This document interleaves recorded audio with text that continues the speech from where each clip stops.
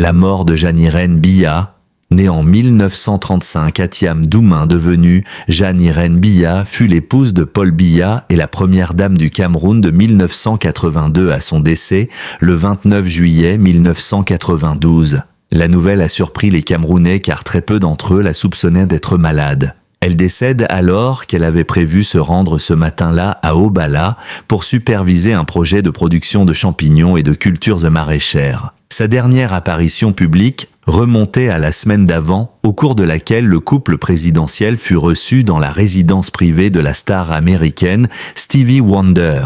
Cette mort subite survient alors que le chef de l'État, Paul Biya, est en mission de travail au Sénégal aux côtés des chefs d'État. Abdou Diouf, Omar Bongo, Félix Houphouët-Boigny, les rumeurs les plus folles ont entouré la mort de la première dame. Il se dit même que tous ceux qui avaient rencontré cette dernière avant sa mort furent traqués et assassinés. On évoque par exemple le cas des religieuses de Djoum. Il se dit alors que les religieuses auraient été assassinées parce qu'elles avaient en leur possession des secrets de la première dame. Jeanne-Irène, qui pressait, paraît-il, le président Paul Biya de quitter le pouvoir, se serait confiée à elle. Selon des indiscrétions, les sœurs de Djoum seraient de vieilles connaissances très proches de Jeanne-Irène Billa, qui a très souvent sollicité leurs services.